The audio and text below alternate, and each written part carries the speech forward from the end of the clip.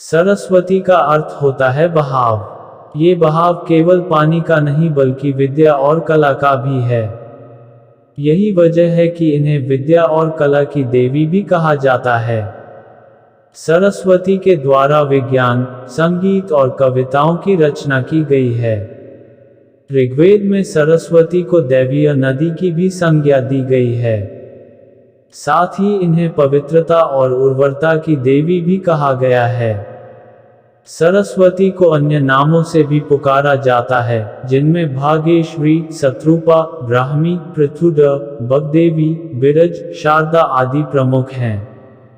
सरस्वती को विद्या की देवी कहा जाता है, लेकिन विद्या की ये देवी बेहद खूबसूरत और आकर्षक थी कि स्वयं ब्रह्मा भी सरस्वती के आकर्षण से खुद को बचाकर नहीं रख पाए और उन्हें अपनी अर्धांगिनी बनाने पर विचार करने लगे। सरस्वती ने अपने पिता की इस मनोभावना को भांपकर उनसे बचने के लिए चारों दिशाओं में छिपने का प्रयत्न किया, लेकिन उनका हर प्रयत्न बेकार साबित हुआ। इसलिए विवश होकर उन्हें अपने पिता के साथ विवाह करना पड़ा। ब्रह्मा और सरस्वती करीब 100 वर्षों तक एक जंगल में पति पत्नी की तरह रहे। इन दोनों का एक पुत्र भी हुआ जिसका नाम रखा गया था स्वयंभू मनु। ऐसी कहानियां सुनने को मिल जाएंगी जिनसे अभी तक आमजन वाकिफ नहीं है। विस्तृत इतिहास होने की वजह से कुछ घटनाएं छूट जाती हैं तो कुछ नजरअंदाज कर दी जाती हैं। इन्हीं कहानियों में से एक है सृष्टि के रचयिता ब्रह्मा का अपनी ही बेटी के साथ विवाह करने की घटना। ये बात तो हम सभी जानते हैं कि त्रिदेव के हाथों में ही इस सृष्टि की बागडोर समाहित है। ब्रह्मा के पास सृष्टि की रचना का दायित्व है तो विष्णु के पास संरक्षण का, वहीं देवों के देव कहे जाने वाले महादेव शिव को विनाश का जिम्मा सौंपा गया है। इसी विनाश के बाद फिर से शुरू होता है सृजन का चक्र। ब्रह्मा का अपनी ही बेटी के साथ विवाह करने की इस घटना का उल्लेख सरस्वती पुराण में वर्णित है। सरस्वती पुराण के अनुसार सृष्टि की रचना करते समय ब्रह्मा ने सीधे अपने वीर्य से सरस्वती को जन्म दिया था। इसलिए ऐसा कहा जाता है कि सरस्वती की कोई मां नहीं, केवल पिता ब्रह्मा थे। इसके उलट मत्स्य पुराण के अनुसार ब्रह्मा के 5 सिर थे। कहा जाता है जब ब्रह्मा ने सृष्टि की रचना की तो वह इस समस्त ब्रह्मांड में अकेले थे। ऐसे में उन्होंने अपने मुख से सरस्वती, सांध्य, ब्राह्मी को उत्पन्न किया।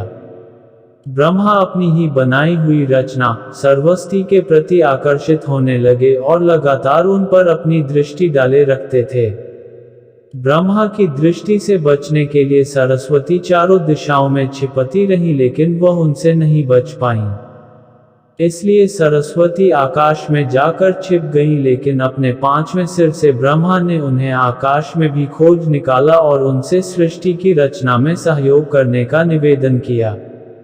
सरस्वती से विवाह करने के पश्चात सर्वप्रथम मनु का जन्म हुआ। ब्रह्मा और सरस्वती की यह संतान मनु को पृथ्वी पर जन्म लेने वाला पहला मानव कहा जाता है। इसके अलावा मनु को वेदों, सनातन धर्म और संस्कृत समेत समस्त भाषाओं का जनक भी कहा जाता है। प्रजापति ब्रह्मा का अपनी ही पुत्री के प्रति आकर्षित होना और उसके साथ संभोग करना अन्य सभी देवताओं की नजरों में अपराध था। सभी ने मिलकर पापों का सर्वनाश करने वाले शिव से आग्रह किया कि ब्रह्मा ने अपनी पुत्री के लिए यौनाकांक्षाएं रखी, जो कि एक बड़ा पाप है।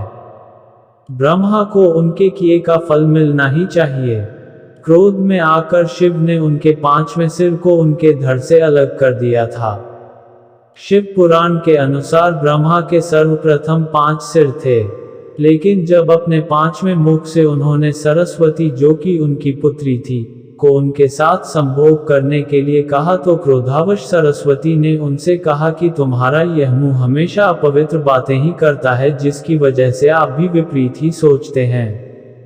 इसी घटना के बाद एक बार भगवान शिव अपनी अर्धांगिनी पार्वती को ढूंढते हुए ब्रह्मा के पास पहुंचे तो 5वें सिर को छोड़कर उनके अन्य सभी मुखों ने उनका अभिवादन किया, जबकि 5वें मुख ने अमंगल आवाजें निकालनी शुरू कर दी।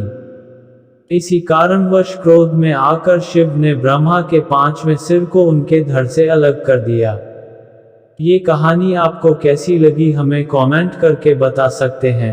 वीडियो अच्छी लगी हो तो लाइक करें और हमारे चैनल पर पहली बार आए हैं तो चैनल को जरूर सब्सक्राइब करें। धन्यवाद।